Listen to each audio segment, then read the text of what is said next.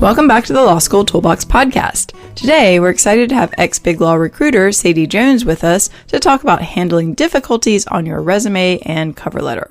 Your Law School Toolbox host today is Alison Monahan, and typically I'm with Lee Burgess. We're here to demystify the law school and early legal career experience so that you'll be the best law student and lawyer you can be. Together, we're the co-creators of the Law School Toolbox, the Bar Exam Toolbox, and the career-related website Career Dicta. I also run the Girls Guide to Law School. If you enjoy the show, please leave a review or rating on your favorite listening app. And if you have any questions, don't hesitate to reach out to us. You can always reach us via the contact form on lawschooltoolbox.com, and we would love to hear from you. With that, let's get started.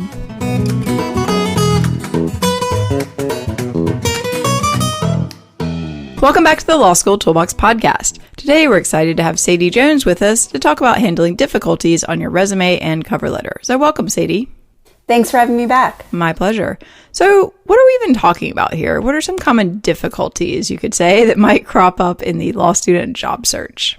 Well, I think a lot of students have something on their resume or in their background that they feel that they need to explain, and that's what I would sort of think fits into this category. And probably the most common is a gap on your resume, and that can be that you took time off from school, before you started school, in between jobs, kind of a variety of things. Yeah, I mean, sometimes you see people who, for whatever reason, took time off in law school, or maybe they took time off in undergrad, or I'm thinking of my sister, maybe it just took a long time to graduate from undergrad, Yeah, and then also from work, people might have gaps for any number of reasons, whether they were taking care of family members or whatever it was. And like you said, I think a good way to look at this is almost everyone's going to have something that they feel like they need to explain, and then it's really just a question of handling this. How serious is it? How specific do you need to get up front? And I think that's really, what we're going to talk about here. So what are some other things you see? Other things would be if you're a law student that maybe you had a bad semester or a bad year, that you had an illness or you had some kind of personal situation. And I would say this is like a change in grades from other grades that you had. And so you may feel the need to explain that. You could have gone part-time for a semester. You could have left school. You could have actually dropped out and then gone to a different school. Oh yeah, that's an interesting one. You do see that sometimes. People say, "Oh, well, do I have to tell people that I did my 1L year twice at two different schools?" And it's like, well, it kind of depends on what they ask you if you need to tell them that or not. Yeah, and I think there are situations, right, where you could catch up. Right. You could take time off and make it up, and so it may be less obvious or kind of affect you less. Yeah, well, sometimes people just want to forget that first year at that other school ever happened. And, it depends whether whether an organization or an institution is going to let you do that or not. But that's something, as we'll talk about, you want to do some research on. Absolutely. I think other things are sort of, what was your path to law school? Like maybe you're, have a lot of work experience. Maybe you went straight through. Maybe you were doing something completely different. Maybe you spent a few years as a nanny or a waitress in the service industry, and maybe you feel like you need to explain that, kind of the change from that, to law school. Yeah, I definitely had a weird educational background, so I think that comes up. People are like, sociology to architecture to programming to law school. Talk to me about that. But I think these days it's like less weird because it seems almost less common to have a straightforward path. Right. So those things are actually more common than people think. And a lot of people don't know what other people's experiences are. Right. So they just view it as, it doesn't seem right. Right. Like everyone else was just like poli-sci, econ, law school. It's like, no, that's probably not really actually true. Yeah, exactly. I think that's the perfect example. Yeah, I think sometimes also you might see like some sort of criminal issue or like a school disciplinary action that people may need to deal with. That's probably somewhat less common, but definitely not uncommon. Yeah, and I think, in some situations, maybe it's something that happened a really long time ago, and you even, you don't think of it right away. So all of that stuff is kind of, consider anything that's happened in your past, even maybe it was, 10 years ago, but it can still come up. So I would kind of consider anything that you think, may come up later on that needs an explanation. And particularly if you want to be a lawyer, some kind of criminal history is something that is going to come up. Right. But at the same time, I'm not sure it's something you need to put, on your resume or cover Exactly. letter. I think that's what we want to talk about here. How can people really handle this stuff? Because sometimes people really, get very, very upset about any of these issues. Well, I had that one terrible grade. I'm never going to get hired. Like, what could I be? I have to explain it in my cover letter. Do you think that's a good call? No, I don't think that's a good call. I agree. I do think that kind of the number one thing I see is that if something is sort of on the top of the mind of the student because it feels like such a big deal to them, that they can tend to overemphasize things or over discuss it or want to point it out in such a way that it's not helpful and not necessary. And so I think you want to be honest, but this need to explain things sometimes can go too far, and it's because you're uncomfortable with it. Yeah, I think that's absolutely right. Sometimes people, it's almost like a tell. It's like they feel like they have to draw attention to these things that are actually the last thing that you want someone to be thinking about because, the reality is most people who are screening resumes are not actually calculating that closely the math on something. So say it took you 5 years to graduate from undergrad for whatever reason, and you feel like you somehow have to explain that up front. It's like they're probably not even in 80%, 90% of the cases even going to notice that. Because who even knows, you're not putting when you graduated from high school. So how would someone even know? You've got to think about it almost like that. Like, do you want to draw attention to this or not? Or a lot of people need an extra semester to get through law school for whatever reason. I don't find that to be something, major that you need to draw attention to. But as a recruiter, the first thing I would look at is a gap in the resume. That's something I would notice if there's a year where they don't have anything. Yeah. And it's not necessarily a bad thing. It's just something that will need to be explained. So that's something to me that stands out more, exactly like you said, versus it took you longer to get through school or something like that. Yeah, I've even seen people get advice that it's better to delay graduation than it is to have a gap. For example, someone I went to school with who I think this is a very bizarre story, I randomly ran into, I think, in Guatemala.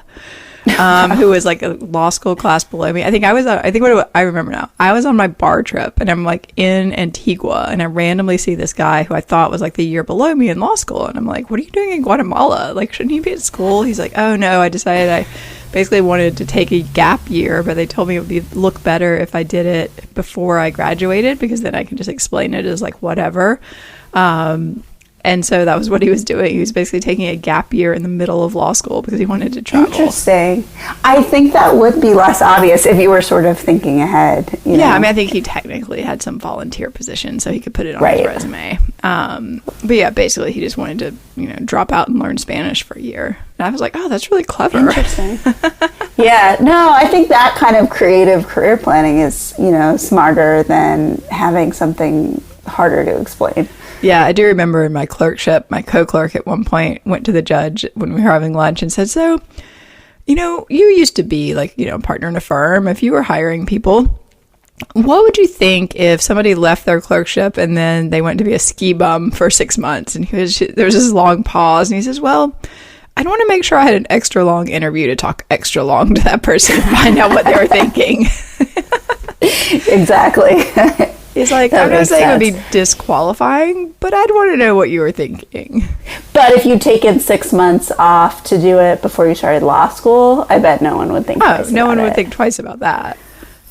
Or even before a clerkship or something, if you had a delayed clerkship, because then you should explain it as my clerkship, started a year later or whatever, or 6 months later. But yeah, I think you have to be careful, if you haven't done these things yet, kind of how they're going to play. But again, if he's like, I wouldn't disqualify you. I just want to talk to you more about, what you were doing and if you're actually motivated to practice law. And I think that's the thing to sort of remember is everybody has a life. Everybody has things that happen. The person who's interviewing you probably had things happen in their life. So it's more about how you explain it than it is really about the fact that it exists, because I can't imagine there's anyone who doesn't have something that fits into any of these categories. Right. I mean, you always have too little experience, too much experience, not quite the right experience. I mean, very few people are turning up to a job, applying to a job where they're literally the perfect candidate who has everything that the job is looking for and nothing else that looks weird. It just doesn't happen. Absolutely. I've also heard recently from a few people who were concerned about their undergrad grades and how that was going to affect things. And I hadn't really heard that before, but I think that's also something that could fit into this category. Yeah, I feel like most jobs don't even ask about that, but then occasionally they do. Right. But I think generally it's not something I would spend too much mental energy on, because you got into whatever law school you're at. Yeah. And again, it's one of those things just don't put your resume or don't put your undergraduate GPA on your resume. Nobody's really going to think twice about that. I mean, I did. I would only put it down if you did well. Yeah. Well, I think I did well, and I didn't put it on there because I'm like, A, I don't even know what it is, and B, if you graduated with highest honors, presumably you had a pretty good GPA. Exactly. All right, yeah. So, where do you think people should sort of handle a lot of this? Is it, resume, cover letter, or is this stuff you just hope you get to the interview, and then if it comes up, you explain it? What's your approach here? I think, some of it does depend on the situation. So we just talk about the gap in a resume. If there is a gap in the resume, it's just going to be there. There's nothing that you can kind of do there. Right. I always say, were you really just doing absolutely nothing career related? Did you have a volunteer position that we can kind of play up a little bit? I helped my sister apply to grad school, and her fish tour became a tour of the national parks and monuments of America. Yeah, so I think it depends what that time was. There are people who really didn't do anything, or maybe they were taking care of a sick family member, maybe they had their own issue. So generally, you can put something on the resume if it actually happened, for sure. And there's always a way to, phrase it honestly, but in a good light.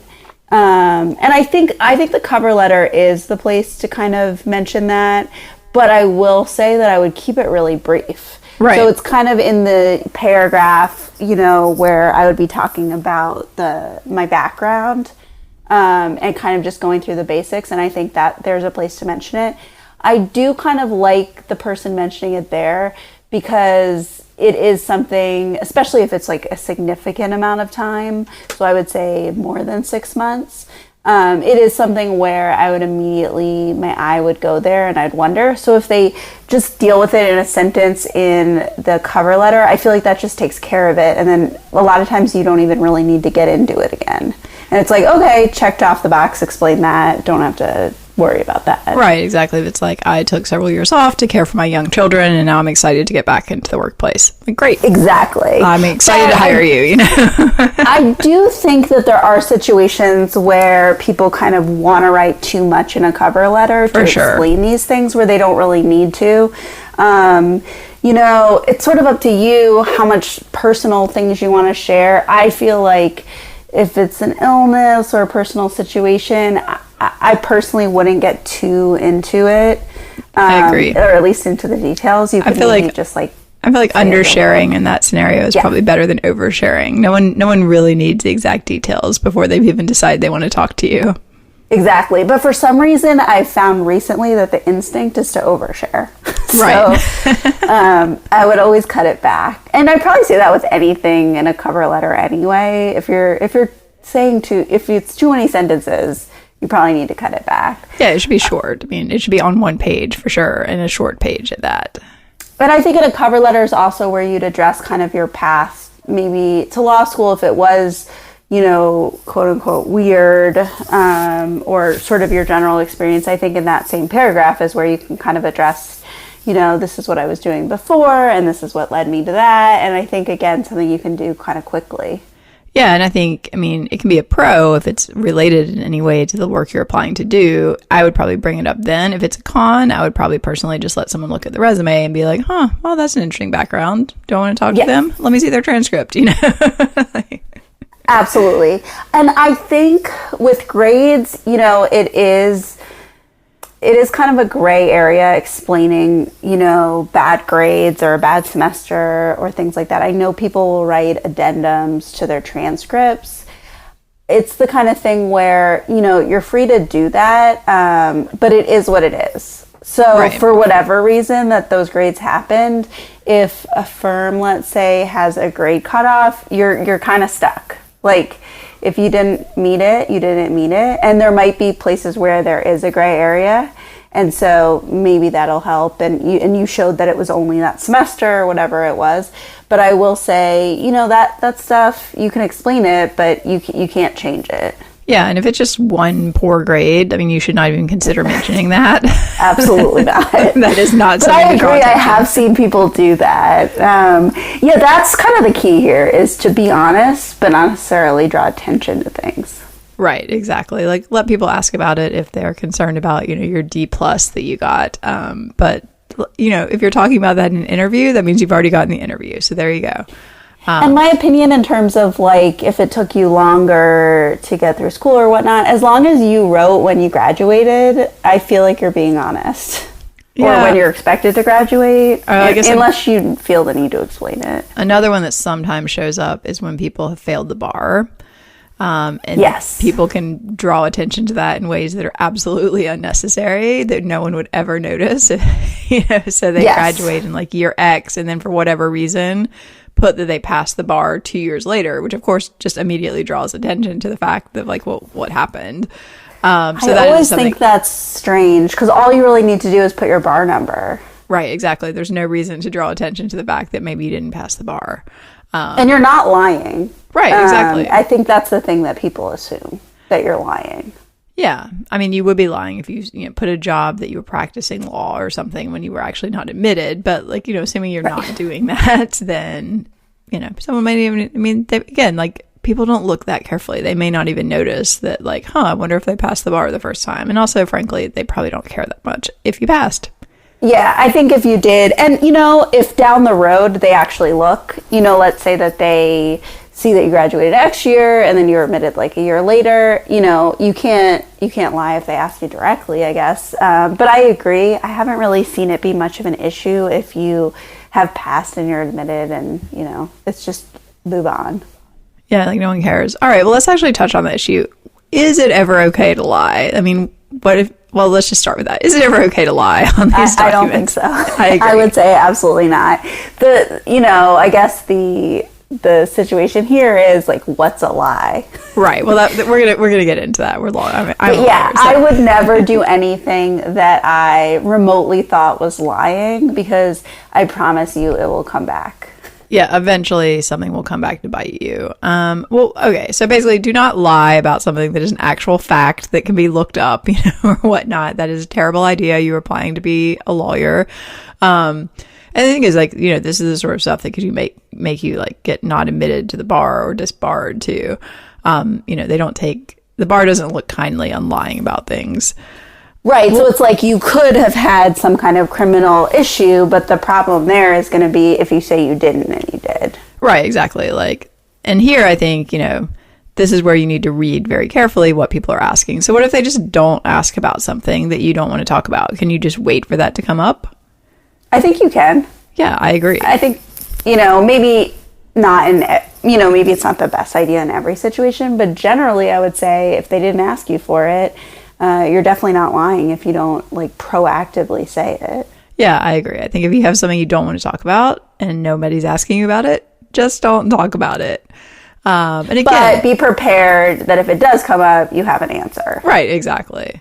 And we touched on this a little bit. Is it okay to kind of shade the truth? So, for example, you know, maybe leaving out some details about why you switched from full-time to part-time because you were having some personal crisis, or, you know, listing volunteer work under your jobs. What are your opinions on this?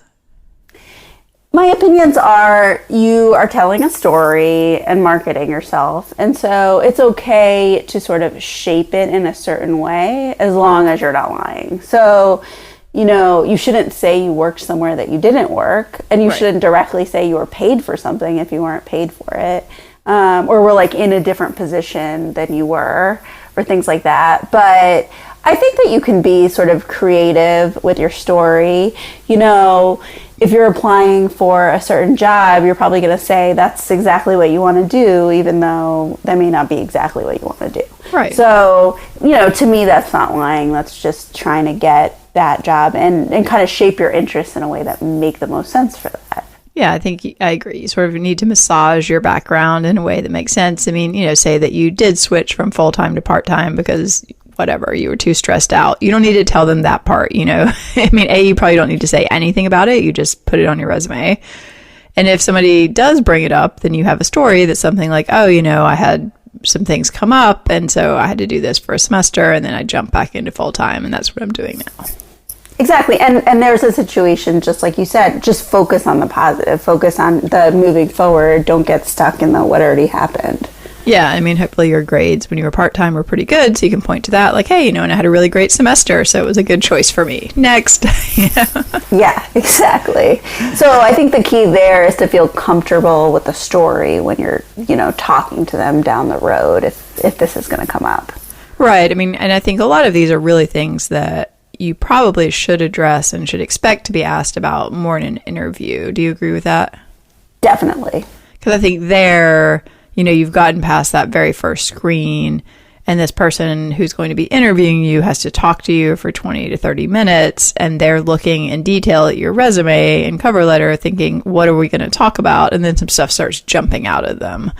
But there's another situation where I wouldn't proactively try to bring things up in an interview either. I think students sometimes do that because they're trying to get ahead of it, and it's like maybe they were never going to ask you about it. Oh, yeah. I mean, my interview strategy was basically just like, I'll talk to you about your interests, like see if I'd want to be in the same room with you. I mean, other people have totally different approaches, which is why firms probably have you interview with, 6 people or something. But yeah, I mean, I was never that eager to jump into like what happened in torts. I'm like, I don't care what happened in torts. I assume you didn't do well in the exam, it happens.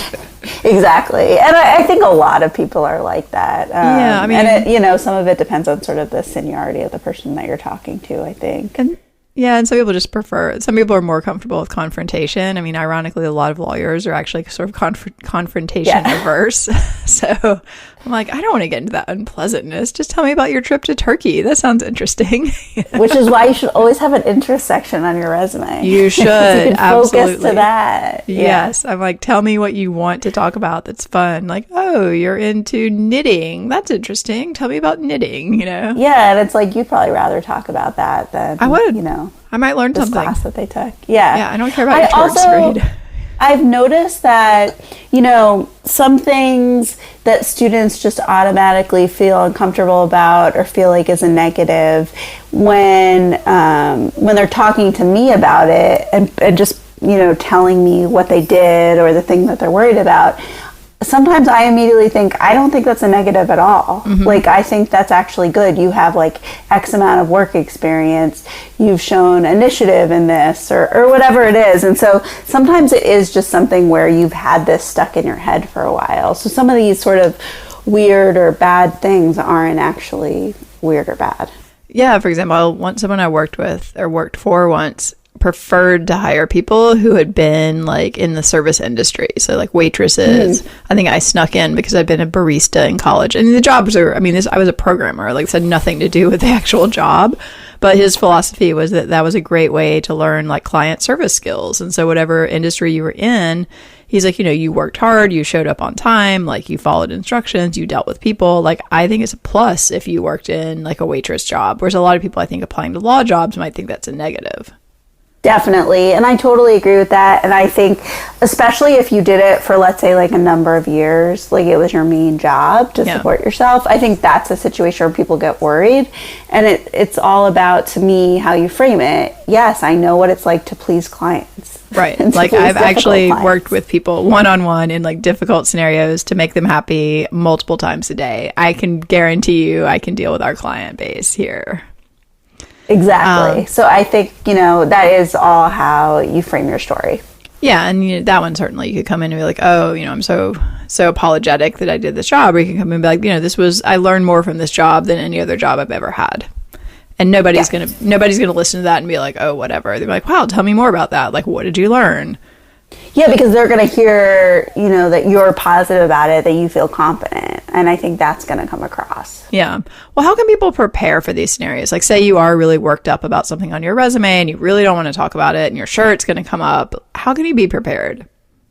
Practice. Yeah. I would get it out of your system, whatever like that thing is. Yeah, I actually do think that can be helpful in those situations, because usually there is some underlying reason why it bothers you, or it's a trigger, that you feel insecure about it. So I would say kind of like try to figure out some way to get through that issue. And then I would say practice with probably different people. Kind of explaining your story, and people maybe who have never heard it. Like, you could have friends who don't really know what your background is. Yeah, I agree. Or what you've done before. So I think feel like you have a coherent story, and that you've kind of narrowed it down, that it's not too much. Yeah, I agree. It should be short. Basically you should have whatever you don't really love to talk about, you need to have a short prepared statement that you just give to everyone. For me with this weird background, it's like, well, actually, it turns out that designing a database is not really that different from designing a house or designing a brief. Like, it's all the same thought process. So I actually think it's really beneficial. Next question. Exactly. And then you move on. And so I think sometimes you can get yourself stuck in an interview in one topic by seeming like you want to stay there, but it's like, just answer the question, get to the next one. Yeah, sometimes definitely people are really oversharing totally unnecessarily. Like if you've told me that you took time off to take care of your kids, I'm like, okay, great. I don't need to hear about that one of them had food allergies and the other one had this, and then, that they were not doing well in preschool, and so you had to drop off. It's like, that's too much. Right. But the actual, fact that you took some time off to take care of your kids is not really unusual or a big deal. So don't make it into a big deal. Yeah, exactly. And I think you can always, go back to the positive. And, I had the opportunity to be the president of the PTA, and I learned a lot of great skills. All right, next question. Yeah. All right, well, what about if somebody, before we run out of time here, sometimes people feel like their background is making it so impossible for them to even think about getting a job that they can't even apply, because you're sure someone would just never overlook, your D in torts. How can people deal with that kind of angst and being stuck? I go back to therapy is my answer to that question, probably, because I will tell you that if I hear that, I 100% think that's you and not the jobs you're applying to or other people, because there's no way that no one will overlook something. Like, everyone, there's always someone who will think that's not such a big deal. So it's a big deal to you, but I doubt that it's that big of a deal to every employer that you could possibly ever apply to. I think if your grades are a big deal, yes, you may not be able to look at, the top law firms, but as long as you're applying to sort of the right tier and niche, then you'll be fine. Somebody will be interested. Yeah, I mean, there are tons of lawyers who had terrible grades in law school, so you just need to find one of those people and convince them that you're a go-getter and they should hire you. And that can't be that hard, because I mean, there are a lot of people who are actually pretty proud about how terribly they did in law school, and they make this public knowledge. So go find one of those people and apply to work and be like, hey, I want to follow in your footsteps. You're successful. You did not do so well in law school. Like, give me a chance. Give me a shot.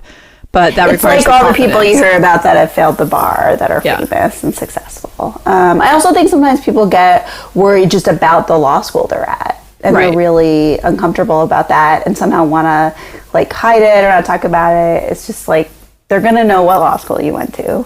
And also they're alumni of that school, so go talk to them. Exactly. They would probably be pretty happy to hire you, Exactly. So I really can't think of a situation where I would say to anyone, this is hopeless, you shouldn't even apply anywhere. Maybe you have to do more applications, but, that's fine.